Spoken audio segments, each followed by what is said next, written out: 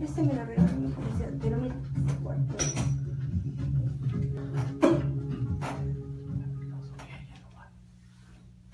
Estamos de regreso y es muy importante, maestro Juvenal, que este video se comparta porque implica a todas las profesiones, incluso a las amas de casa, que son las formadoras del hogar, la sembradora de los valores, la familia, porque ¿cómo podríamos relacionar la filosofía y las humanidades en estas diversas áreas? Pero fundamentalmente quisiera referirme a la política. Pues bueno, no todos los sectores de una comunidad o de una ciudad tienen el privilegio de tener un filósofo a la mano. Un filósofo no existe en cada esquina, como dirían algunos. Y eso que en Puebla pues tenemos muchas escuelas donde se estudia filosofía. Por ejemplo, tenemos en la UPAEP filosofía, en la Iberoamericana, en la Universidad Autónoma de Puebla, en la Autónoma de Puebla, en la Universidad de las Américas, aquí mismo en el Seminario Palafoxiano, y la escuela en la Academia de Lenguas Clásicas Fray Alonso de la Veracruz. Entonces, pero los destinatarios de la filosofía pues son los grupos que siempre menciono, la familia, cómo puede entrar en contacto con la filosofía la familia, a través de un buen libro.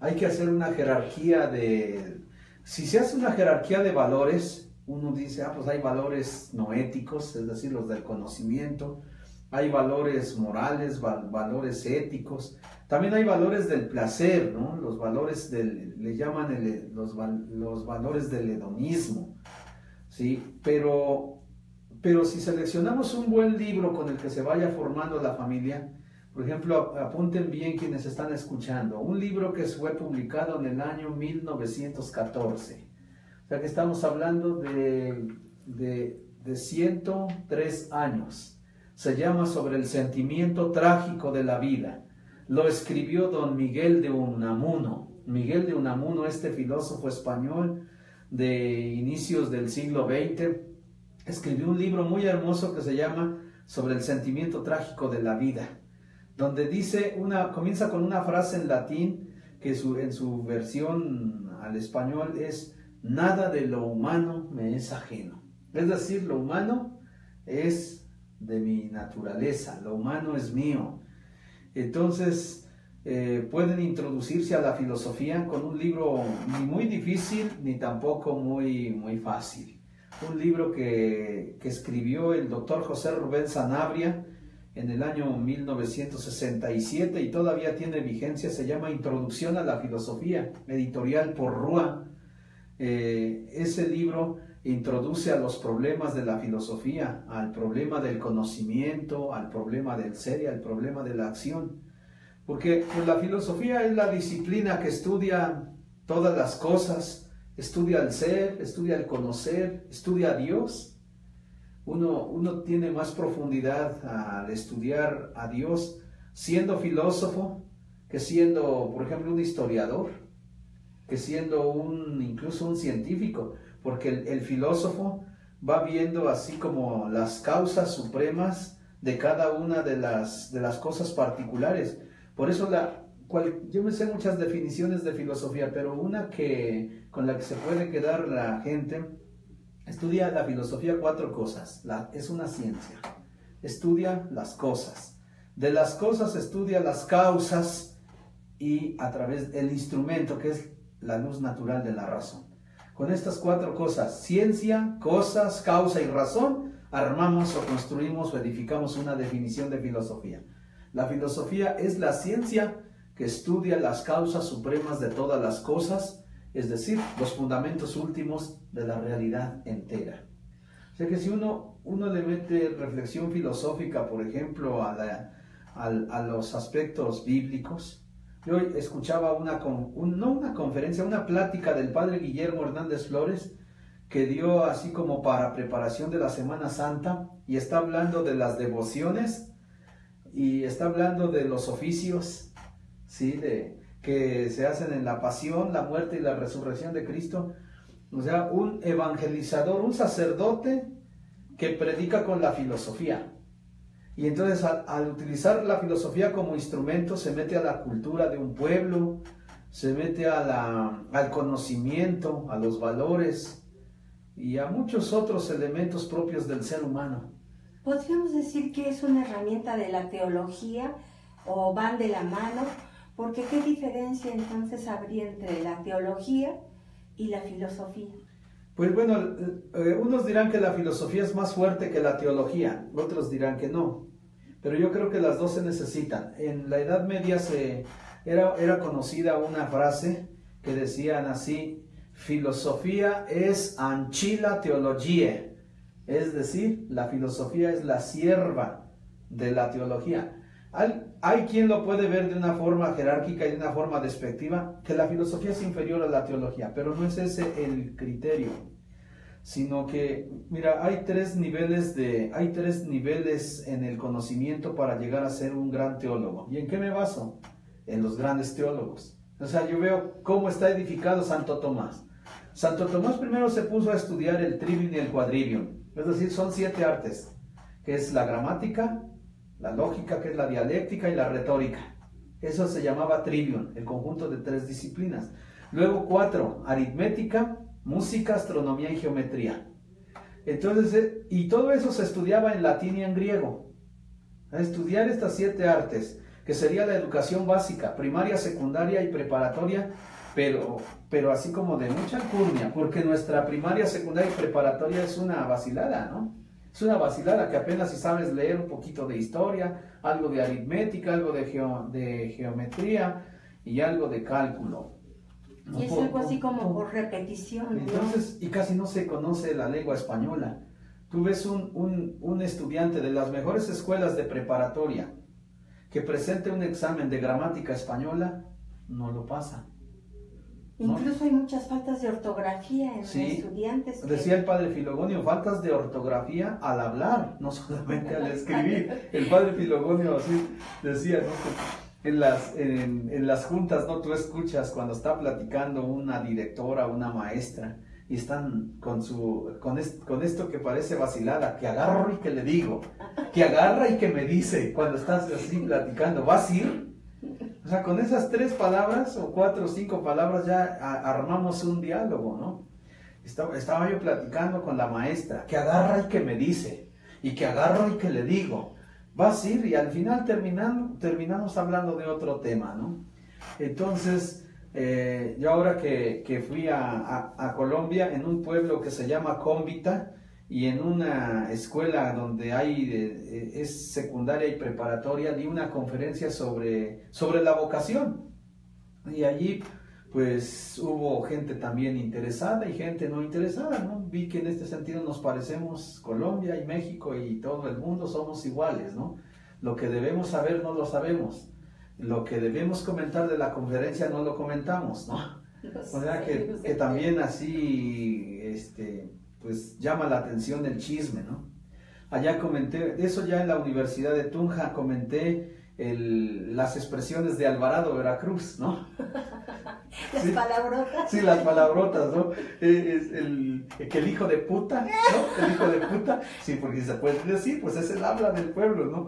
Les comenté la experiencia de Monseñor Martínez cuando visita, esto me lo comentó el padre Justino Cortés, ¿no? Cuando visita Alvarado, ¿no? Se acerca un niño a él, al obispo, y le dice, ¿tú eres el mero maromero? Un niño que pasa las vallas de unos 5 o 6 años, y pues los demás se quedaron impresionados de que se le dirigió al obispo, ¿no? Un niño de 5 o 6 años, ¿tú eres el mero maromero? Y el obispo se quedó así y le dice al niño, ¿el mero chingón? ¿No? Y entonces el niño, por la emoción que dice, hijo de puta, ¿no? Se emociona. Y Monseñor Martínez dijo, bien dicho y en el lugar apropiado, ¿no? Porque pues en Alvarado pues todo el mundo se expresa así, en nuestros pueblos, ¿no?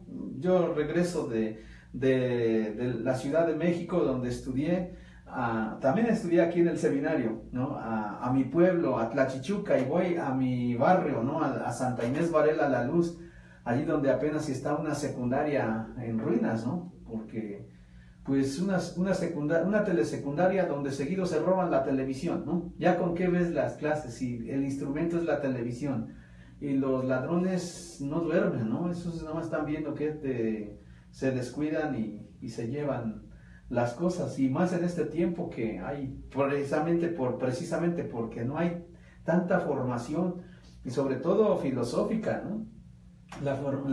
Yo me quedo impresionado de que en Colombia la filosofía está desde la secundaria y hay menos escuelas de filosofía en Colombia, es más pequeño Colombia. México la tiene desde la preparatoria la filosofía y nada más llevas un año filosofía, 2 semestres y además la quieren quitar, de suerte que el Observatorio Filosófico, es decir, una asociación de filosofía en México, está fuerte, ¿no? Por un lado, pero también yo, sin unirme al Observatorio Filosófico, yo no estoy unido al Observatorio Filosófico porque defienden más así como la plaza, para que trabajen, y yo defiendo más la filosofía. O sea, en este sentido yo soy más honesto que las asociaciones de filosofía, porque voy trabajando más porque la filosofía baje de la escuela y se meta en la comunidad, se meta en la familia, y además también en la iglesia. Es decir, que el grupo de liturgia esté reflexionando con la filosofía, que de vez en cuando tenga un curso de metafísica, de lógica, de teoría del conocimiento. Yo aquí nomás he visto un grupo así de catequistas que ha tenido esto, un grupo, pero que es la minoría de la minoría de la minoría de la minoría, ¿no? Es decir, el padre Guillermo en su grupo de catequistas, que hace como unos 5 años me llamó para que les diera griego y latín a las catequistas. Y es decir, personas que no saben leer o que apenas hicieron a duras penas la primaria. Solo había una, Mónica, que era ingeniero, y les di griego bíblico. Yo pensé que ibas a decir, les enseñan a leer. Sí, les enseñan a leer como el secretario, el secretario de Educación Pública de México, ¿no? No de Puebla, de México. De México. Es el peor presidente secretario de toda la historia de la educación en México, al menos en los últimos 117 años. Ay, con esta... Da vergüenza, pero pues, ¿qué le hacemos? Ni modo que lo neguemos, seríamos nihilistas. Seríamos nietzscheanos al negar un valor vivo de México, que él tiene la responsabilidad grande de la educación, pero mientras no llega ese momento, nosotros tenemos que educar en la familia. Los seminaristas tienen una gran tarea, ya que estoy aquí en el seminario, una gran tarea, porque tienen contacto con la familia, con la iglesia y también con la educación, porque la gente que va a la iglesia es gente que va a la escuela, ¿no? A veces como maestros, a veces como alumnos, y también de la comunidad. O sea, la iglesia tiene también una gran responsabilidad. Por eso los seminaristas sí deben aprender a leer, no a leer, sino a leer. Y para eso es ese trivium y quadrivium de la antigüedad. Aquí se llama griego, latín, filosofía. Y entonces un buen humanista va a ser un buen filósofo, y un buen filósofo va a ser un buen teólogo. Es otro criterio para decir que la filosofía no es esclava de la teología. Si no hay buena filosofía, el teólogo va a ser también una bagatela. No un bagatela, sino una bagatela, ¿no? Tenemos que echarle ganas, ¿no? Bueno, vamos a una pausa. Les recuerdo el teléfono en cabina 234-3773, a través de Facebook Palabra Viva, en Radio Palafox también, y en Twitter. Vamos a una pausa y enseguida continuamos. Ajá, entonces se debe empezar por la familia. Fíjate que apenas asaltaron al productor de México Prioridad. Ah, sí, lo conozco. No, Ricardo. Él estaba en las tardes, pero antes de irme, nos hizo favor de grabar unos programas porque tú no estabas. Asaltaron la ruta y lo mataron. Y por defender, ¿sí? Sí, hubo un asalto y él quiso defender a una mamá con su bebé en brazos y el tipo le disparó en 3 ocasiones. Entonces eso es lo que estaban reflexionando. ¿De quién es la responsabilidad? A veces pues siempre culpamos al gobierno por la falta de trabajo, no sé, pero aquí estás hablando de la familia, ¿no? Pero se te puede escapar el problema cuando caen en el problema de las drogas. Un buen libro es un antídoto para... Sí, es un antídoto para tener malos pensamientos. ¿sabes? Bueno, ya se entraría la libertad, pero... Sí, una buena educación vamos a tener como resultado un déficit en delincuencia. Un déficit. Entonces, Sí. la buena educación sí está a favor del déficit de la delincuencia. O sea, que no haya delincuentes, la falta de delincuentes. Pero ¿Y el doctor? Sí. ¿Es doctor Sanabria? ¿Se graba esto? Sí, está grabado. ¿Para qué? Si quieres mandar un mensaje, ¿dónde está la academia? Y aceptas de todos los estratos sociales, ¿verdad? Sí, de todo. Y culturales, porque hay personas que, como el jovencito que tienes por alumno, hijo del profesor, muy doctor, pero también tenías personas... Gabriel, ¿no? Gabriel Castillo, ¿no? Que está en la secundaria y pues un genio se está formando, ¿no? Este hombre tiene 13 años. Sí, ya tuve la oportunidad de escucharlo. Pero también tenías amas de casa, ¿no? Sí, tengo ahí amas de casa, maestros. Pero se nos dificulta en las amas de casa el lenguaje o quizá no tiene uno la misma retención. De todos los oficios he tenido de todo, excepto políticos. Fíjate. Y los políticos son los que más hablan de educación. Y son los que menos saben de eso. ¿Y por qué para gobernar se tiene que ir a Harvard para conocer la historia de México cuando aquí está la raíz? Pues aquí en México hay maestros muy bien preparados, pero es así como presumir, ¿no? Que uno va al extranjero, ¿no? Pues es que parece que así los eligen. Sí, pero aquí hay gente muy, muy bien formada, muy bien preparada en México, ¿no? Yo me doy cuenta cuando salgo al extranjero y uno así también se mide, ¿no? Se mide, ve uno los conocimientos que uno tiene y uno los adquirió aquí. Tu alma mater. Sí, pues. Bueno.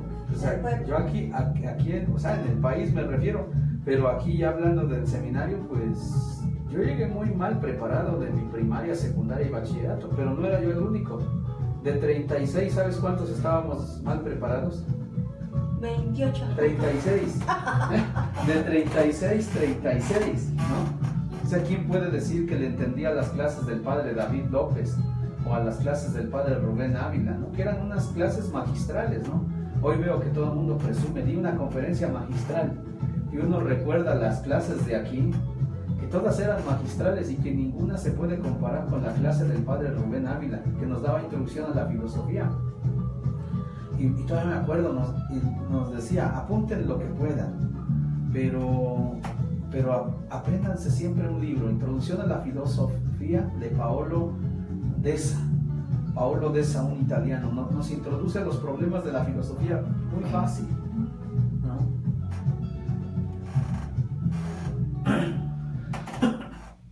Estás escuchando Palabra Viva. Estamos de regreso y bueno, la verdad es que ya titubeo al poder charlar con el maestro Juvenal, porque con todo el conocimiento que tiene, no vaya yo a decir agarrar.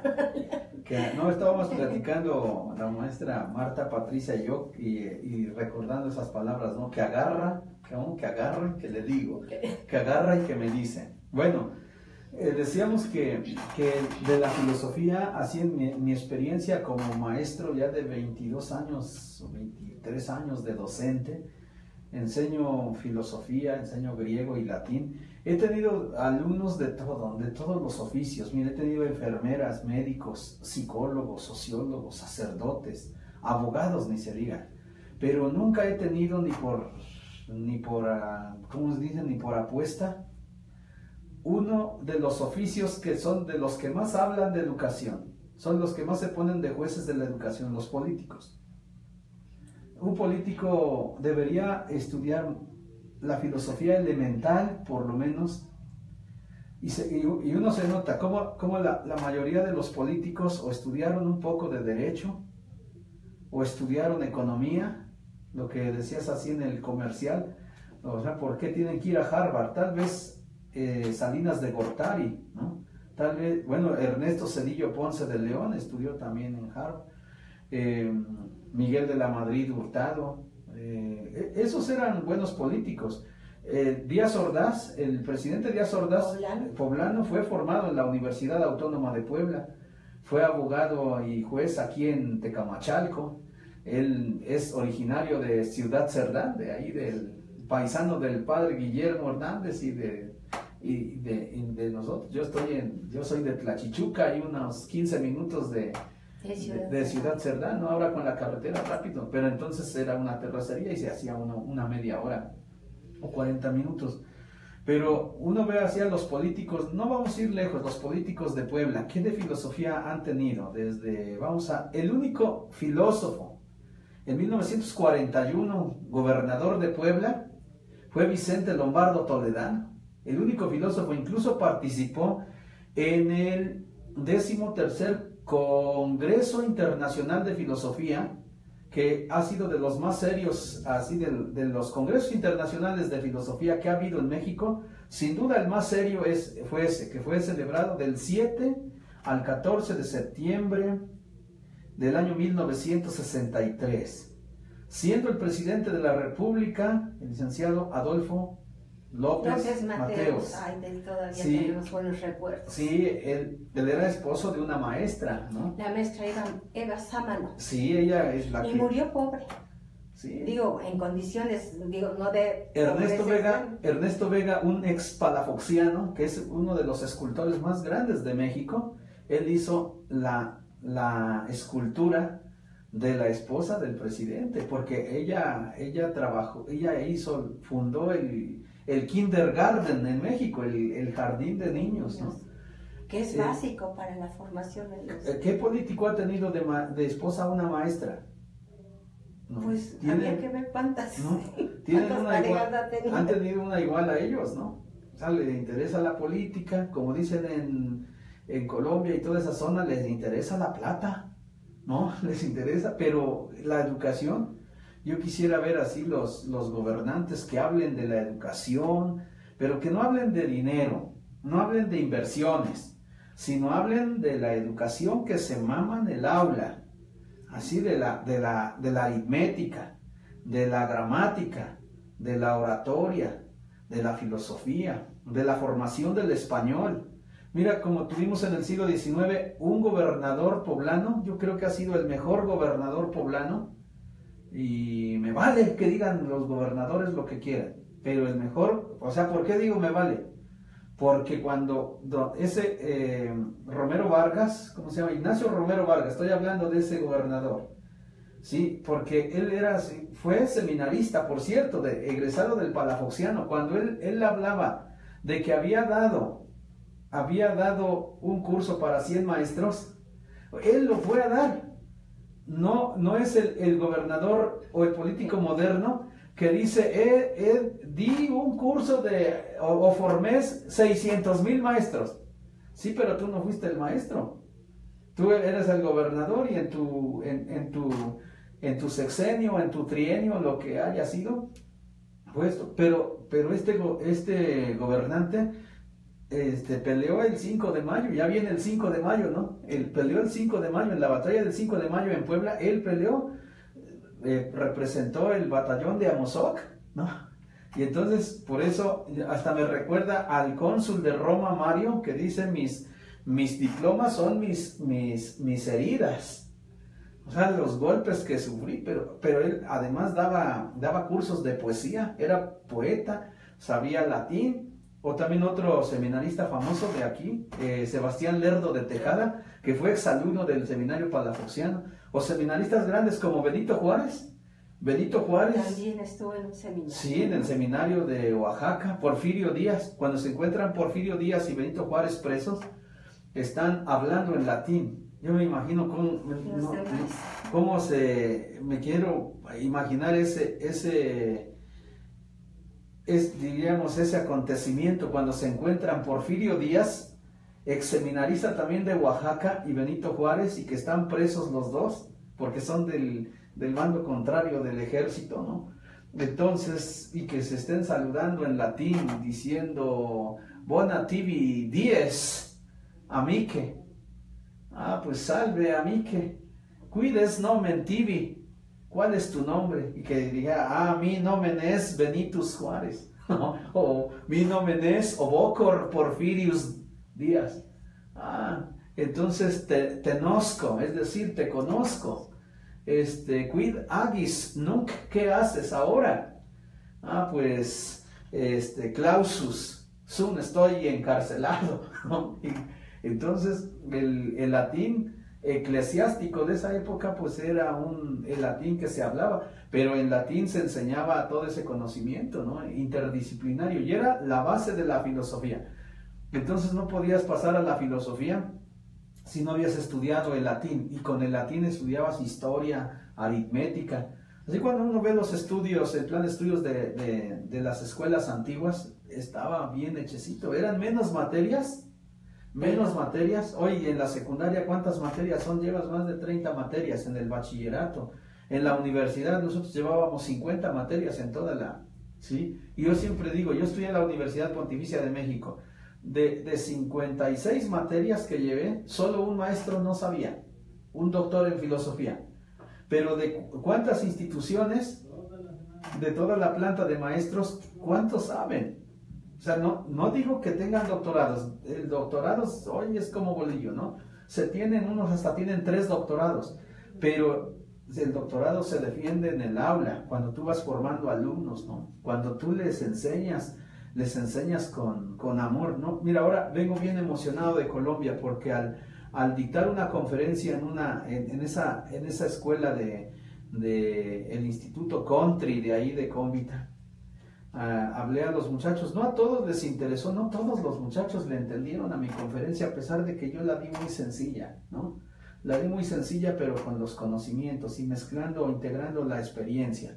Pero el maestro Jorge, le mando un saludo cariñoso al maestro Jorge, me decía, oye, ¿sabes qué admiro de ti? Le digo, ¿qué?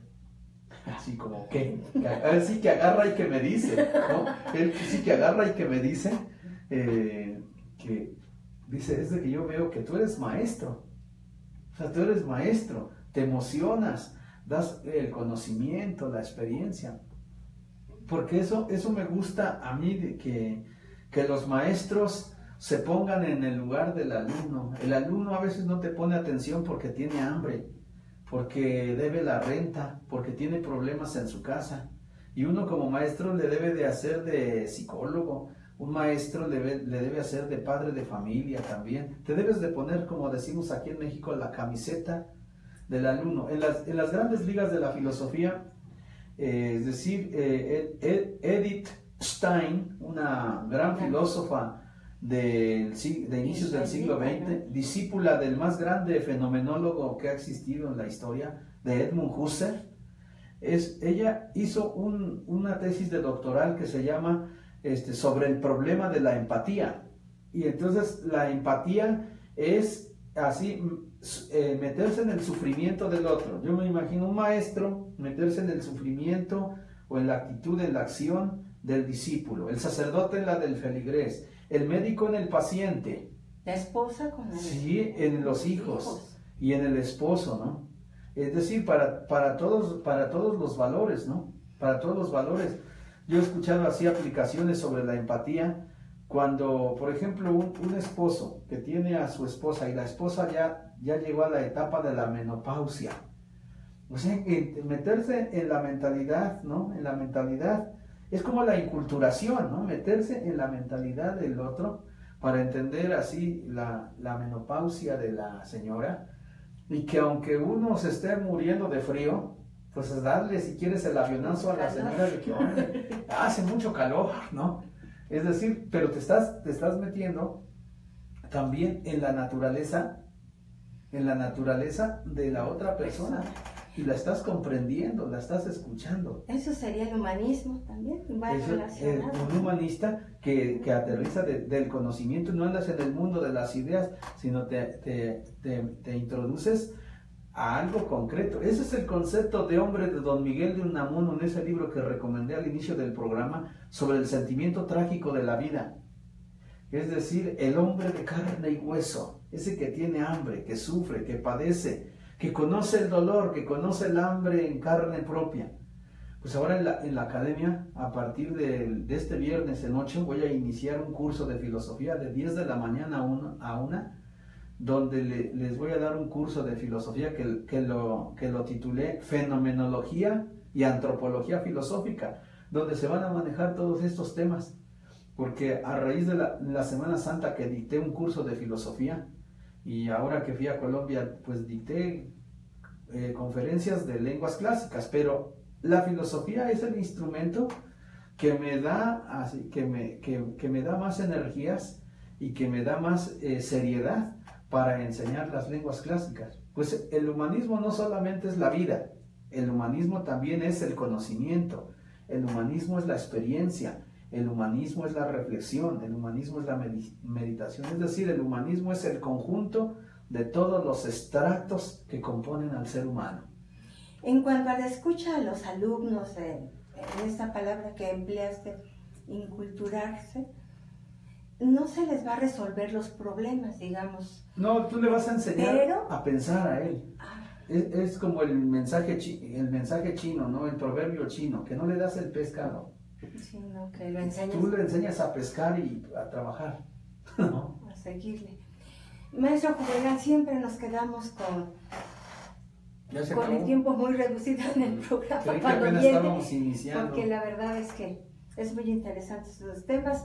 Pues lo esperamos muy pronto. Le agradecemos a Bernardo Rodríguez Campos que está dando un curso en la casa de en casa de formación de los apóstoles bueno, de le la enviamos palabra. el saludo cariñoso a nuestro querido amigo Bernardo. Y sobre todo a ustedes, ojalá y compartan este video porque la verdad, el curso que va a dar, ¿cuándo? De este viernes en 8, creo es que el 12, ¿no? ¿La dirección? 7 Poniente 502. Ahí va a ser sobre fenomenología y antropología filosófica. ¿Qué día de mayo pueden regalárselo a las mamás del día de mayo? Sí, ¿Qué día inicia, me dice? ¿Viernes 13? 13 de mayo iniciamos y van a ser así módulos cortos de 4 sesiones de 3 horas. Muy bien.